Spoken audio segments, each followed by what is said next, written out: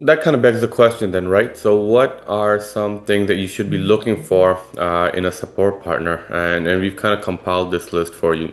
So I think one thing that's very important to make sure that whoever it is that you're going with has a team that is fully certified and that they have a proven track record, right? It's important to be able to see that they've, number one, provided this type of services before. They're able to give you good references, and that the team that they're utilizing for delivery of those support services are team members that are fully certified, they're capable, they know the product, and they know the business.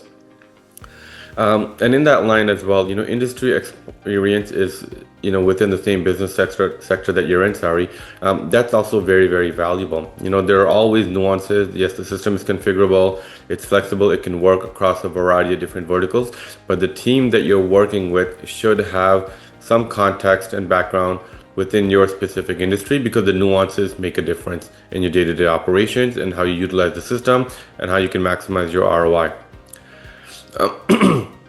Like I mentioned, we want to make sure that there are measurable outcomes and client references that are available beyond just something that's written, but you should have the opportunity to speak with past customers or existing customers that are using the same support services, so you can get a really good understanding of how the services are delivered, what SLAs look like, what turnaround times look like, which I'm going to talk about in just a moment, so that you know exactly what you're going to be getting from that partner.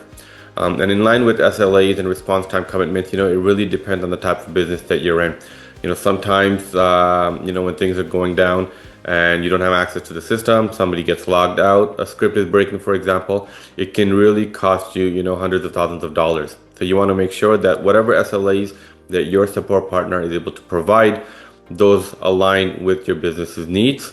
And there's some flexibility there to be able to adapt as your business scales and grows.